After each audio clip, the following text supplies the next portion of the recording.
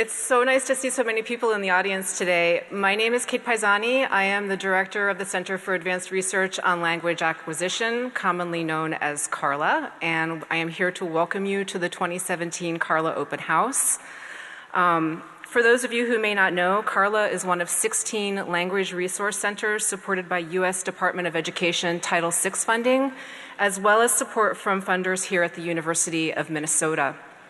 The LRC's mission is to improve foreign language teaching and learning and to respond to the urgent need to develop expertise and competence in foreign languages. So to achieve this mission, CARLA's current projects focus on immersion education, online learning and teacher development, advanced proficiency in academic environments, learner language, and foreign language literacies. You can learn more about our research and programs during the reception, both at the posters, and also we have an informational table in the back of the room. Today's open house would not have been possible without the generous support of our co-sponsors, Global Programs and Strategy Alliance, the College of Education and Human Development, the College of Liberal Arts, university libraries, and the Departments of Curriculum and Instruction, French and Italian, German, Scandinavian, and Dutch, and Spanish and Portuguese studies. This would also not have happened without the stellar organization and professionalism of the CARLA staff and student assistants who have been working behind the scenes to prepare this event. Karen Larson, Liz Hellebeck, Marlene Johnsoy, Tara Fortune, Sabrina Epu, Zhangque Zhu, and Russ Simonson. Please give them a round of applause.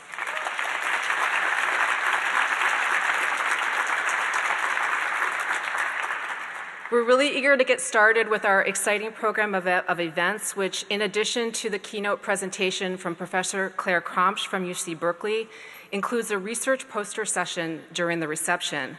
This summer, CARLA was thrilled to be able to fund 6 graduate research assistants, and some of these posters represent the results of their work. The session also includes the research work of colleagues in the College of Education and Human Development and the College of Liberal Arts. I know you'll enjoy interacting with the presenters during the reception to learn more about the important work we do at the University of Minnesota to improve foreign language teaching and learning. So before we move forward with the program, I want to share a special video welcome. So if you could just draw your attention to the screen. Hi, I'm Senator Al Frankin. I'm sorry I couldn't be there with you today, but I want to thank you for attending today's presentation and open house. We live in a world where being able to interact with people from around the globe is critical to our success, and that's why your work to help students learn foreign languages is so important. For over 2 decades, CARLA has been known for its international conferences, unique summer institutes, and free online resources targeted at specific needs of foreign language immersion educators. And I want to thank all of you for recognizing the crucial need for competencies in more than one language in today's interconnected world. Not only are there cognitive, academic, and behavioral benefits to learning a second language, but students actually earn more money when they start working. In fact, those who entered the workforce in 2014 with second language fluency could expect an additional 10 to 15% pay increase. The research is clear. Learning a foreign language is critical to the productivity of future generations in Minnesota, our country, and the world. So thanks for bringing together so many people today, including faculty, students, staff, administrators, community members, and teachers from across the state, to highlight the accomplishments of CARLA project leaders and researchers. I look forward to hearing about the ideas presented today and enjoy the rest of the open house. Wiedersehen. Ja, ich habe 2 Jahre Deutsch in Hochschule gelernt. So we had heard when we got here today that the senator was actually here in person yesterday at this very podium, but we feel like this was a much better option. So it's my pleasure now to introduce one of CARLA's supporters, Executive Vice President and Provost Karen Hanson, who will welcome you on behalf of the University of Minnesota and will introduce you to our next speaker. Please welcome Provost Hanson. It's a great pleasure to welcome you to today's presentation and open house, sponsored by the University's Center for Advanced Research on Language Acquisition. I want to thank Kate, along with Karen Larson and the entire CARLA staff, for all that they're doing to advance excellence in language teaching and learning, and more fundamentally, to advance multilingualism, multiculturalism, global literacy for our students, our state, and our wider communities. I also want to thank all of you for what you're doing and your part in this important work. Through involvement in CARLA research and programs, through your centers across the country, part of the network, I moved on, for all the work that all of you are doing in the classroom and your work in scholarly and outreach activities here and around the nation. And today it is a privilege for me to offer a personal and campus welcome to our keynote speaker, Claire Kramsch, who will be introduced by Dean McQuaid in a few minutes. Professor Kramsch's keynote will address issues and challenges related to teaching foreign languages in an era of globalization. All of you who are here today will appreciate the critical importance of this topic. And today's event underscores the vital role CARLA plays in supporting the University of Minnesota's efforts in this arena, as well as our commitment to preparing students to be global citizens, to marshaling the strengths of a globally engaged research university to serve our state and our world. As Kate mentioned, CARLA brings special honor and distinction to our university as one of only 16 Title VI language resource centers, and that is an important network, of course, funded by the U.S. Department of Education to strengthen U.S. capacity in foreign language teaching and learning. I'm proud that we have a Title VI center on our campus, and proud that CARLA has been an LRC for 7 consecutive grant cycles. I worked with our Title VI centers at IU as well, and as Kate did, and it was there that I learned the importance of Title VI funding in the centers for our institution, of course, but primarily for our national interest and for global understanding. CARLA's research-based initiatives and programs engage faculty, instructional staff, and graduate students across the university, as well as K-12 teachers across the region and scholars and teachers across the country and globe. And it supports our institution's efforts to help students gain world language proficiency, global awareness, cross-cultural competence, proficiencies they'll need in their work and in their lives. Language learning, as the senator said, enhances cognitive, educational, and social development, and thus it sits at the center of our educational mission. And language instruction also helps us deliver on the service responsibility we have as a public research university to prepare the multilingual and multicultural workers, innovators, and problem solvers needed in every sphere, in business, in education, in the arts, and not least in these troubled times, in policymaking and diplomacy. So thanks to CARLA for all it does. And I'd now like to turn to Meredith McQuaid, who will introduce today's keynote speaker. Meredith, as you probably know, is Associate Vice President and Dean of International Programs for the University of Minnesota System. In this role, she promotes the global dimensions of teaching, research, and engagement across all colleges and campuses of the university.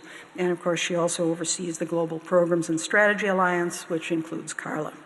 She earned her bachelor's degree in linguistics and her law degree from the University of Minnesota. And in these times when global engagement needs passionate, informed, and articulate advocacy, we are very grateful she's here. So, Meredith. Thank you, Provost Hanson, for that introduction, and thanks so much to the leadership and the staff of CARLA for putting together this fabulous open house on a beautiful fall day. I join Provost Hanson and Kate Paesani in welcoming all of you here to McNamara Alumni Center and in thanking you for your support and your enthusiasm for language learning and teaching. I hope the start to your fall semester and a new academic year has been as exciting and hope-filled as it likely has been for all the thousands of new and returning students across the state of Minnesota and around the country. I love fall, and I don't know about you, but I never tire of the excitement that this season brings. And that's kind of funny in a way when you think about it, that it's really all these signs that the calendar year is waning. And yet still, there's a promise of a chance to begin again. It's that familiar feeling that I hope stays with us throughout our life in the fall, of the chance to discover new things, maybe the opportunity to make new friends, or the anticipation of meeting that one teacher who might change your life.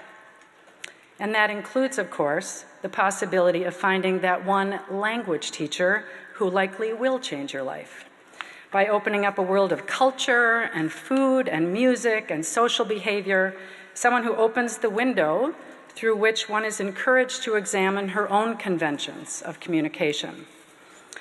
I really like to believe that in every student, every autumn, there's a feeling or a hope, perhaps, that one's entire world just might change. The power of language, of course, is profound, and the catalytic power of teaching even more so. This afternoon, we're going to hear from someone who has thought a lot about the power of language learning and language teaching.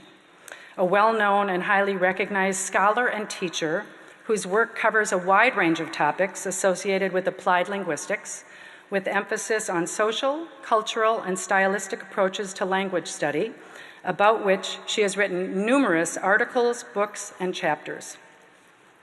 Dr. Claire Kramsch is Professor Emerita of German and Education at UC Berkeley and a thought leader in the field of language teaching and learning. Dr. Kramsch was the founder of the Berkeley Language Center at UC Berkeley, a research and development unit for all foreign language teachers on the campus, and she served as director of the center until 2006. She's had a long and distinguished career marked by dozens of honorary degrees and significant awards, including the Goethe Institute's prized Goethe Medal. She's been recognized with service awards from both the MLA and the American Association for Applied Linguistics. She's the founder and editor-in-chief of the University of California Electronic L2 Journal and has just stepped down as president of the International Association of Applied Linguistics. We are absolutely delighted to welcome Dr. Kramsch to the University of Minnesota for a keynote address on the challenge of globalization in foreign language education.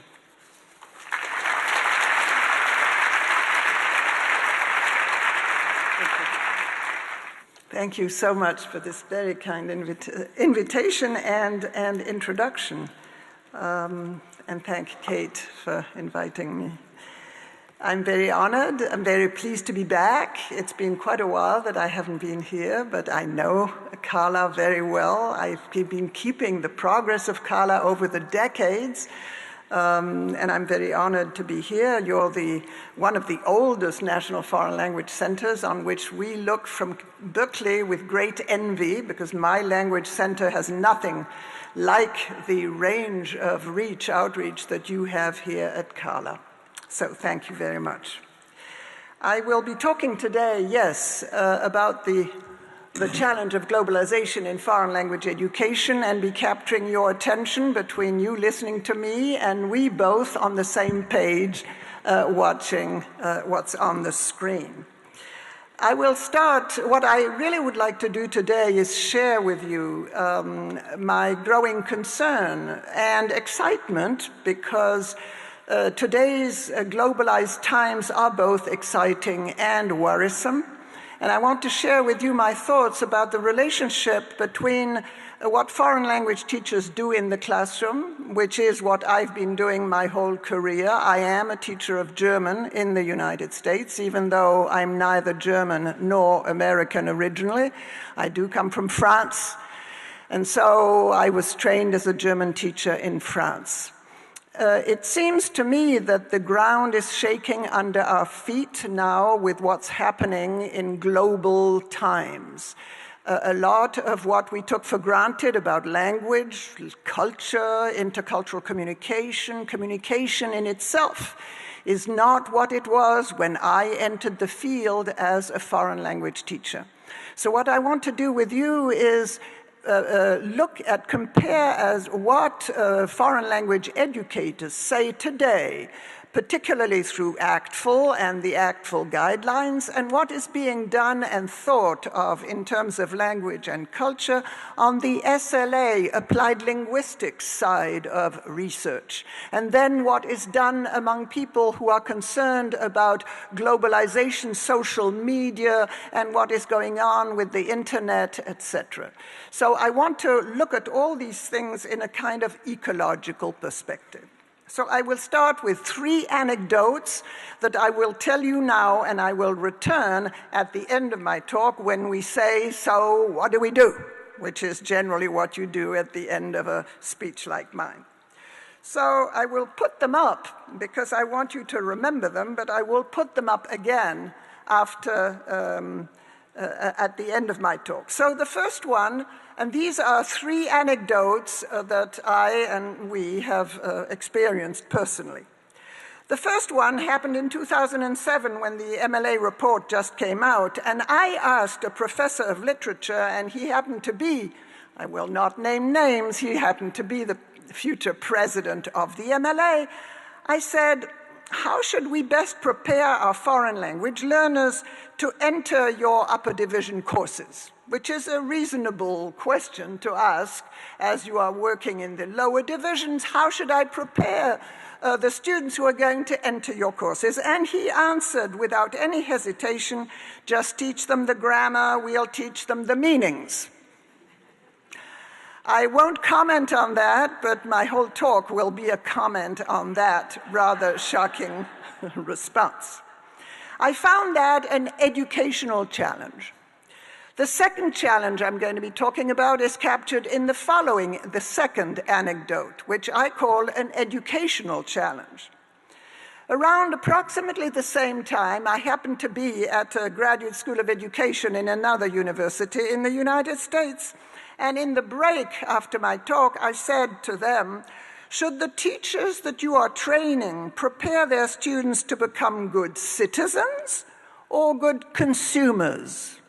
Granted, this was a little tendentious question, but I wanted to provoke them, and it is a question I'm asking myself. And without a minute of hesitation, they said, good consumers, of course. Who knows what a good citizen is? My jaw dropped, like Kate's jaw just dropped. So this I call an ethical challenge. Are we preparing good citizens, or are we preparing good consumers, or is there no difference between the two? The third anecdote that I want to share with you is well known by you, but I do want to repeat it. We have all read it in the news. On August 15th, 2017, the President of the United States, Donald Trump, dismayed reporters and the rest of the world by seemingly defending the actions of white supremacists, neo-Nazis, and members of the Ku Klux Klan who marched in Charlottesville to protest the dismantling of the statue of Robert F. E. Lee. In one of his tweets about the protesters, he wrote sarcastically, you know what, it's fine, you're changing history, you're changing culture. He used the word history and culture, and all of a sudden I realized whose culture, whose history, and we could no longer speak of teaching a nation's culture like I am in my German classes. I talk about German culture. There is no longer any such thing under globalization or the results of globalization. So this is a cultural and political challenge. So we're going to talk about this, but in more scientific or professional terms. So here is my outline. The first 3 items on my outline really take stock of how we talk about foreign language education in our professional circles, ACTFL in particular, then look at how applied linguistics talks about them in post-structuralist terms, and how in critical sociolinguistics they talk about it in a global perspective. So you're going to have these 3 kinds of ways of talking about learning and teaching foreign languages. And then in 4 and 5, I will talk about what I have called the invention of multilingualism. It doesn't mean to say that people are not factually more and more multilingual, yes, but there is an ideology, and I don't mean that in the bad way, an ideology or a vision of a multilingual world that is also promoted by various interest groups, and that, in fact, mean more than just knowing multiple languages, and I want to talk about that.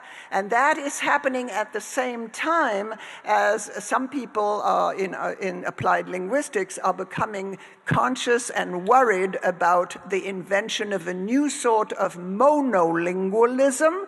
Now, not meaning only speaking one language, but thinking in only one way, and that is the Google way, that is the Facebook way, that is the internet way, and people are worried that our students are, despite the fact that they're learning another code, that they are not necessarily learning how to think differently. So I will draw conclusions from that. So let me first look at a document that you know well, which are the Actual Proficiency Guidelines. And I will look at the two versions of the proficiency guidelines, the 1996 standards for foreign language learning, preparing for the 21st century, that you know, that we have used to design curricula and to test the proficiency of students learning foreign languages, and the number 2, the National Standards Collaborative Board, who published in 2015 the World Readiness Standards for Learning Languages. And I will read you the comments that were made under that second version of the proficiency guidelines. Language and communication are at the heart of human experience. The United States must educate students who are linguistically and culturally equipped to communicate successfully in a pluralistic American society and abroad. The word pluralistic, I remind you of my anecdote number 3, includes different versions of history and different versions of culture. Remember the Trump anecdote. We are no longer in this country thinking in only one way about American history, for instance, and American culture. So here you have the actual guidelines who are preparing students to communicate successfully in a pluralistic American society and abroad. This imperative envisions a future in which all students will develop and maintain proficiency in English and at least one other language, modern or classical. I'm not sure ancient Greek and ancient Latin will make you better understand American history and culture, but that has possibly another meaning here. Children who come to school from non-English backgrounds should also have opportunity to develop further proficiencies in their first language, which means bilingual education or at the university level, heritage language courses to reconnect students with their family roots. Okay, I will quickly go down the 5 C's that you know well to show you how, in fact, they embody a structuralist view of language and culture. What I have under 1 are the 1996 guidelines, and under number 2, the new World Readiness Guidelines. You will see that the number 2 is much more detailed and much more geared on practicing the language to deal with the diversity in today's world. So I have highlighted in red here a few of the keynote. In 2015, the World Readiness Standards are going to prepare students to communicate effectively in more than one language in order to function in a variety of situations and for multiple purposes. which elaborates on the 1996 guidelines that only said communicate in languages other than English. So here you have, in 2015, an awareness of ACTFL that we have to be diverse, we have to meet a variety of purposes in a variety of contexts. So I would say that the emphasis here is on diversity, multiplicity, and interaction. But something that I want to attract your attention to is that it says that under interpersonal communication here, you have learners interact and negotiate meaning to share information, reactions, feelings, and opinions. What do we mean by negotiate meanings? Do we mean manage meaning? I'm going to craft my utterance or what I say in grammatically correct sentences so that you can understand it. Or, if you don't understand it, am I giving you the skills to really negotiate, you mean this, but I mean that, and how to meet in between, which would be more a kind of intercultural understanding, and that is not in there. We don't have that intercultural ability, intercultural competence in this description of communication in the 2015 ACTFL guidelines, which is why I call that a structuralist and learner-centered competence that can be measured and can be evaluated on the ACTFL scale.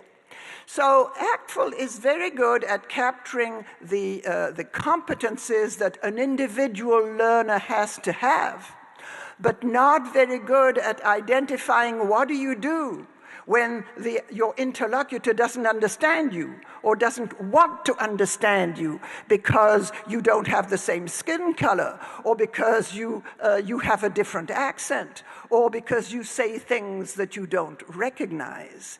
So ACTFL has not been very good at identifying dialogic difficulties or conflicts. And we recognize that as we go through the different C's. Say, for instance, take the cultures. It says, you know, we're training the students to interact with cultural competence and understanding. So what do? We teach them how to use the language. Again, an individual competence, yes, but communication is a two-way street, so there is nothing for the moment in those guidelines that emphasizes this intercultural, possibly conflict, possibly misunderstandings. Connections is going to be the same way. Connections emphasizing the problem solving, the logical reasoning, and the relational thinking, but no emphasis on what I have called a critical perspective, which is again different from critical thinking. Because in educational circles, what we call critical thinking is generally logical reasoning, but not to, we were talking at lunchtime about criticizing the textbook that you've asked the students to buy. Will you go that far in critical thinking? One of my colleagues says, Claire, you can't ask the students to buy a textbook and then you go and criticize it in the classroom. I say, why not? We're teaching them to be critical. But that is, then it becomes a political and commercial issue. Let's take the other one, the communities. So ACTFL hopes that by communicating and interacting with cultural competence, we will participate, or we will help the students participate in multilingual communities at home and around the world. But, so the key words are collaboration, individual goals, and individual benefits.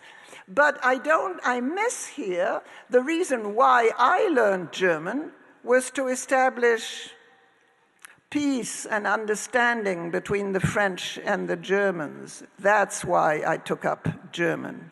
Because my country had been at war with the Germans for 3 wars, where my grandmother, my mother, my father took apart, and I wanted to help establish peace and understanding. And here, with the C under communities, I don't see any skill that would establish this deeper understanding of your neighbor or of people who speak other languages. So I call that, in fact, let me, before I call that, I tell you why I call that structuralist. ACTFL went beyond, in fact, the communicative competence or the intercultural competence into what they called a global competence. And that is now ACTFL's goal for teaching foreign languages in the United States, is a global competence that ACTFL describes as interact with awareness, sensitivity, and empathy to the perspective of others, withhold judgment, be alert to cultural differences, act respectfully, and increase knowledge about the products, practices, and perspectives of other cultures. Nothing against that. These are noble goals, and of course we want to establish that. But these are goals that are not easily measured on an ACTFL scale. They're not measured by 1 + 2, 3, 2 minus or 3. So there is a disconnect there between those lofty goals and I will talk about that, the increasing pressure, in fact, for accountability, measurement, and evaluation. So you see the difficulty here by capturing those global goals and the demand for ever more control and accountability. The reason I call the ACTFL standards structuralistic is because they are interested in structures that can be identified, isolated, and measured. Basically, what ACTFL does in those guidelines is look at language as a code separate from the context. It does want to bring context and code together, but it does not consider, and I will come back to that when I show you other ways of looking at that, it does separate form and meaning. And we're back to my first anecdote about the professor who says, just teach them the forms and we will teach them the meanings. That's because, in fact, we have already separated in the way we describe it form and meaning. So learning a language is learning forms and putting them together with meanings or showing that they are inseparable. These guidelines also assume that what people say is what people mean. I don't think that learning English through these standards would help you understand what Donald Trump means by his tweets. Do you need another set of guidelines to understand what is said by what is meant or what is meant by what is said? The mastery of a language is seen as a basic skill that can be measured on scales of proficiency, and the target is still the native speaker that we have seen in applied linguistics research as pretty much deconstructed. So a post-structuralist perspective is how language education is talked about in applied linguistics. Applied language in applied linguistics is talked about as a social semiotic, namely as one way of making meaning among many other symbolic systems, visuals, auditory, musically, etc. And depending on the situation, you adapt to the situation one way or the other. You don't enact a grammar, but you sense a little bit what the situation demands, and you either speak in English or you speak in another language or in a variety of bits of English and bits of other languages, which is, as I will get to say, very often is translated as translanguaging. You language your experience in different ways, through gestures or through facial expressions or through verbal expression, but not only, and sometimes through emoticons if you are doing that online. So identities are enacted as you use the language, and in fact, students in the classroom do becoming a student or do being a student by enacting the language the way they do. But these identities, as we know from Bonnie Norton, are multiple, changing, and conflictual. One day you position yourself one way depending on the teacher that you have, the students around you, etc. So speaking a language, using a language, is a way of establishing yourself vis-à-vis your peers in the classroom, vis-à-vis the administration, vis-à-vis if you are studying abroad, vis-à-vis others. You are, nowadays, am I going to try and be as French as I can when I go to France? I don't want to sound like an American, so I'm going to learn the best accent possible. Or on the contrary, it is right the time to show that I know French, but it doesn't mean to say that I'm not an American and proud of being one. So these are decisions that you have to deal with in a global world that is more and more complex. There is multilingualism nowadays is not just the ability to speak more than one language in parallel monolingualism. In my days when I said I was trilingual, people expected me to be totally monolingual in German, totally monolingual in French, totally monolingual in English. That is no longer the way you speak about multilingualism nowadays. You speak about having truncated repertoires, and you have different ways of using one language for a particular topic or with particular interlocutors, and people do that all the time, even in their own English mother tongue.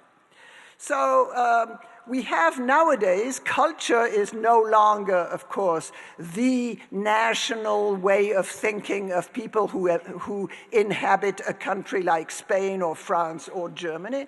You don't speak of these things anymore, although our textbooks still talk like that and still pretend this is that way. But when you go to Germany, every single German speaks English, and the way they eat and the way they dress, especially the way they dress, but also the way they behave, looks very often quite American.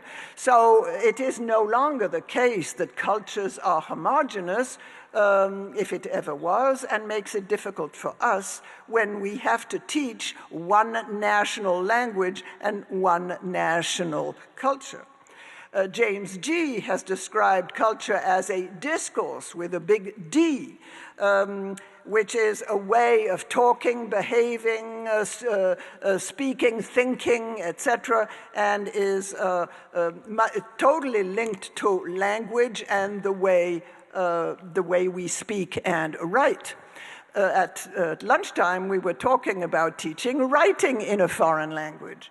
The teachers always say we don't have the time to teach culture, and anyway we don't know what it is. And I say, but when you teach writing, do you teach writing like in a German class? Do you teach writing the German way? I mean, a German essay with long sentences and winding arguments that require a patience from the reader that he's got to wait till the end of the paragraph to know what you were talking about? That is what a German reader is used to. Is that how you're teaching? Oh no, we're teaching them topic, sentence, 3 short paragraphs, conclusion. Well, then you're teaching them German with English mentality. Or you're teaching them an English essay with German words. That's what I mean by structuralism. But that is not where we're at in applied linguistics research, where in fact we tend to honor the different ways of writing and in fact the translingual ways of writing. So culture now, and you'd be surprised to hear that the head of the cultural anthropology department at Berkeley, Bill Hanks, told me one day, oh, we in anthropology, we don't teach culture anymore. So I said, well, what do you teach then? What do you research if not culture? He said, culture nowadays is historicity and subjectivity. Culture is historicity and subjectivity, namely something that you have in your head, memories, aspirations, fantasies, imagined worlds that you carry with you from home, from your childhood, etc. These are historicities that inhabit your body and that your body remembers even if your mind does not. And subjectivities, which is your personal feelings, emotions. When you hear all of a sudden your mother tongue spoken in the hall, you get goosebumps. And you look, who's speaking my language? Everybody knows that. And so historicity and subjectivity are now what we call culture. It's not baguettes and berets. Communication nowadays in applied linguistics is spoken of in terms not of harmonious, I say my bit, you say your bit, and we negotiate meanings, but sometimes very conflictual with power struggles of the kind that we saw in Charlottesville between different versions of history, different versions of culture. And in communities, we negotiate meanings on a case-by-case basis. So let me show you a little bit how multilingualism is talked about in different ways in applied linguistics. It draws on three different kinds of discourses or ways of talking about things. We have the first one is the post-industrial discourse that focuses on the production of information and knowledge and emphasizes the role of language for the exchange of information. So we have here a discourse, a way of talking about language that is an exchange of information. That comes directly from the information technologies and the research in information communication. It focuses on the translatable content of utterances and meaning being able to be conveyed by different modes, different modalities, different ways of making meaning. We have another discourse, which is the discourse of postmodernism, and that comes from philosophy and discourse studies. And they consider, and the term postmodern comes from these disciplines in the humanities. It goes even further. It says, we don't know what information is, nor do we know what truth is. I'm not sure that what you say is really what you mean. What you say, the meaning of what you say depends on who's listening to it and who's making meaning of it and who's constructing meaning out of what you have said. This is not the way ACTFL views the goal of language teaching. This is what professors of literature and cultural studies talk, and I'm sure many of you recognize this way of talking. So truth, like reality and like identities, are historically contingent. That means I'm not going to ask, what do you say? For instance, I would not ask, does Mr. Trump say the truth or does he lie? This is a structuralist question. A postmodern question, inherited from Foucault, would be, what made it possible for Mr. Trump to use tweets and to convey his opinions through tweets rather than any other medium at this particular point in history? That is a much larger question. What are the conditions of possibility of saying what you say?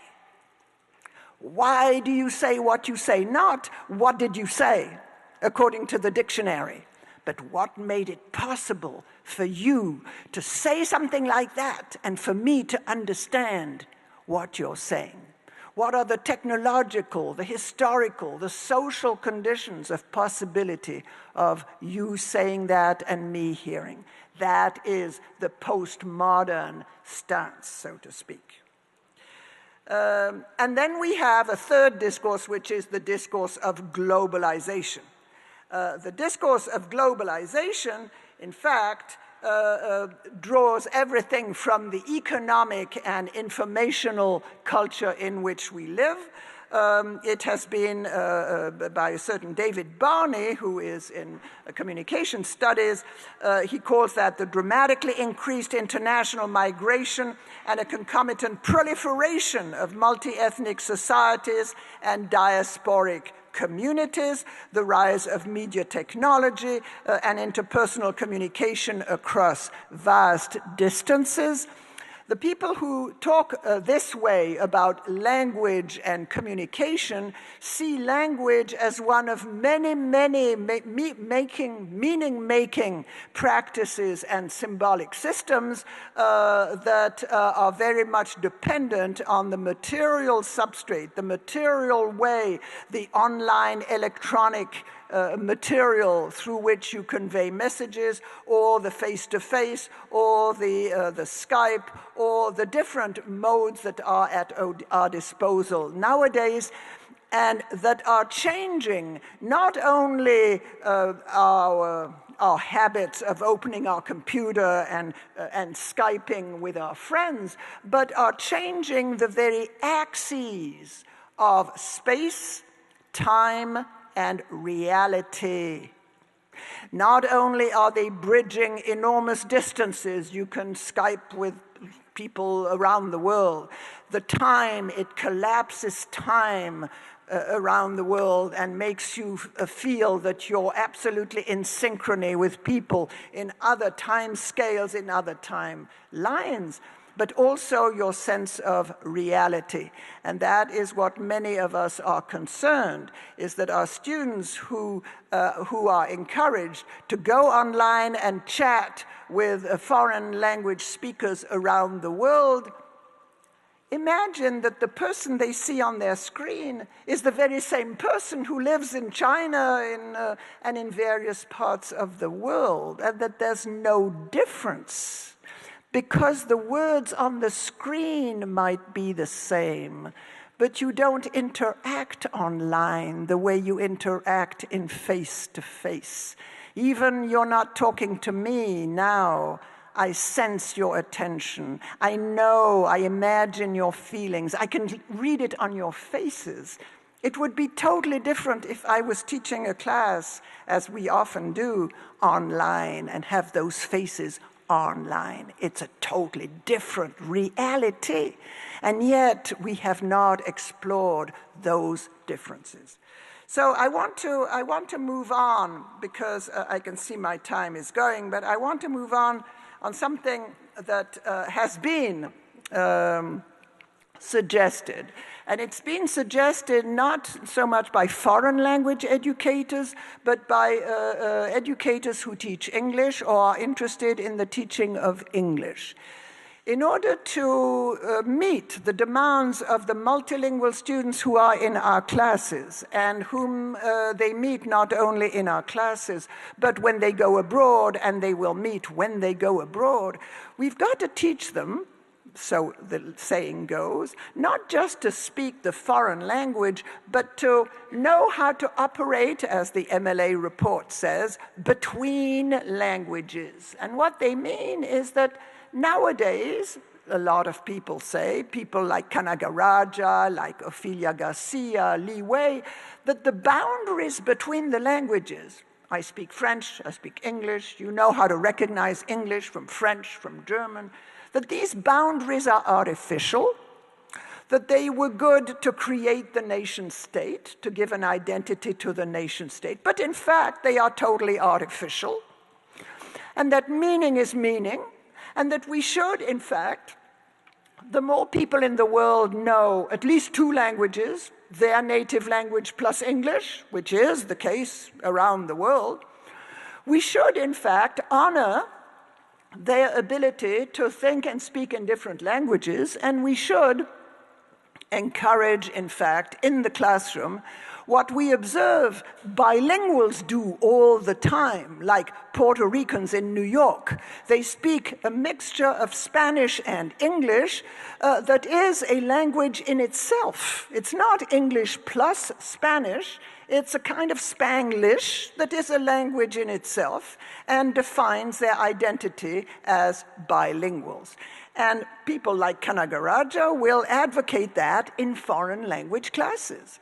He says, why do we forbid the use of the L1 in our L2 classes? We should allow them to code switch, code mix, code mesh as the spirit moves them.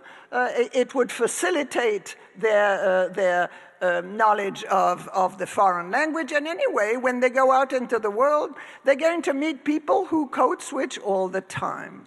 So does the theory goes. And I don't want to take sides. I'm not particularly favor. I'm too old and too old-fashioned to find that a good idea, but I just want to let you know that that's the way people are talking about it. So that's what they mean by translanguaging. It is, in fact, the savvy interweaving of different languages by the same speaker in the course of the same utterance as if they were one language. I want to skip now to something that, no, wait a minute. I want to go back to the implications for educational research and practice. Because we've looked at the movement, a little discrepancy between what we do in the classroom that we have to do because we're being evaluated and measured. So we have the ACTFL guidelines that are very much in the forefront of foreign language educators. Then we have what the second language acquisition and applied linguists are describing as what's going really on in the world in terms of multilingual practices, truncated repertoires, multi-translingual practices, and we in the middle, we have to know, so what do we do? The whole thing is quite worrisome because we are in foreign language departments, like I am in a German department. I am in the German department as an applied linguist, which is an oddity in itself. I'm sure many of you are in applied linguistics and are or strive to be in positions of being a faculty member in a foreign language department, and that is all for the good. I think the humanities have finally recognized that applied linguists have a role to play in foreign language and literature departments, but they are still not understood as what can they bring to the department. They are seen as serving the language department, which we all know is at the bottom of the totem pole in terms of academic prestige. So I feel that they are undervalued and underused. So I want to come back to the three anecdotes that I gave in the beginning and see what we can do in the face of such misunderstanding. So I want to go back to the first one you will remember is my colleague who said, teach them the forms, we will teach them the meanings. I want to go back to my colleagues in the School of Education who say, we're training consumers, forget about being citizens, we don't know what a good citizen is. And we want to go back to Donald Trump and his remark about history and culture. So in response to the first one, I will say that one response that we can draw from applied linguistics to understand what is going on nowadays is to resist, in fact, the exclusive instrumentalization or commodification of language education. Language is not only to get you a good job, although it does help, and I don't want to disagree with Senator Al Frankin. Of course, learning a foreign language will provide economic benefits, but I want to go back to that idea of why I learned German. I did not learn German to get a better job in France as a Germanist. I wanted to create the Europe that has in the meantime begun. So there is increasingly a mandate for foreign language speakers to, in fact, work at peace and understanding among nations that requires a deeper understanding of situations and circumstances. Insist on the untranslatable elements of symbolic system. There are some people in the computer industry that are working at worrying algorithms for the total translatability of languages among themselves. Total translatability should be anathema for us. I mean, it's fantastic for Google Translate, but the idea that a language is totally, fully translatable eliminates all the margin of indeterminacy that poetry thrives on and that we thrive on as human beings. So I've put on your handout a little poem that I discovered recently and of which I will read some excerpts before I finish on untranslatable words. I want you, one of the things that I think what I've talked about lets us to think is to teach difference and not diversity. We are nowadays, with multilingualism being the prestige thing to be and to do nowadays, we are obsessed with diversity and not enough with difference. I think we should teach difference, not diversity. Diversity is quantitative. Difference is to accentuate how different we are, how unique we are. Not for Google. A Google user is a Google user all over the world, but that kind of homogenization is not what we're about in foreign language education. In response to the issue of citizens or consumers, I would question the notion that language education is ultimately only about the sharing of global diversity. It is about in fact, the identification of deep differences, differences in thinking, differences in feeling among us. And raise the awareness of language as political power, not just consumer power, but the ability to make our voices heard, and not only within our own national community, but on the global community that is more difficult to reach because the online media reach an increasingly fragmented kind of audiences and are difficult to reach for those who don't think like us. I want to respond to the Trump anecdote, whose history and whose culture. When we say that we want communication across cultures, this anecdote calls for questioning what does communication mean? What do we mean by communication? Do we mean transmission of information, exchange of information? And what do we mean by negotiation of meaning? At what level of depth do we mean negotiation?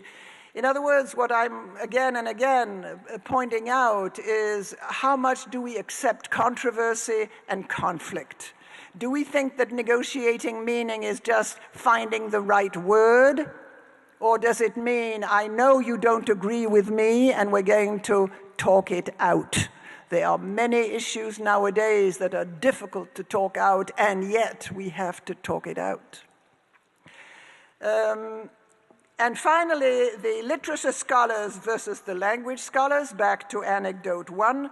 I think we need to work with colleagues in English and in the humanities to reclaim foreign languages from a neoliberal global economy interested in language only as commodified skill or tool for the realization of what Joseph Parks has called an individual's potential.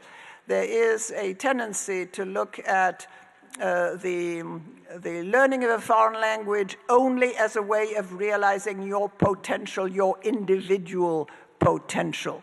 Again, I'm making the plea that we should see it as establishing peace and understanding in a world that doesn't care to necessarily understand, for instance, Kim Jong-un from North Korea. But equally, I would reclaim the teaching of foreign languages from the reductionist view of language held by many of our literature colleagues.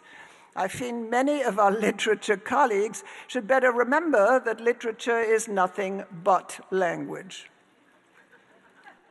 Here is an excerpt from the poem that you have and that I thought, in guise of conclusion, I would read you. This lovely little poem called The Untranslatable Word, and it's basically a poem to the beauty of language beyond translatability. In my native tongue that has as many names for money as the Inuit have for snow, a new word surfaces like a tiny red stone in the rubble, or a morning poem pieced together from dreams, though my head throbs as I huddle over my desk doing its bidding. Is there not a word for that? The idea you must get down on paper before it dissolves and you cease to know it? And then I'm jumping to the end of the poem. But might there be a name for the thing that floats across borders, links one world to another? Perhaps it's a kernel of truth in the red eye of madness. The center is silent as an eclipse. If we listen, could it awaken us? Or has it already begun? It's not warm, though steam rises from it.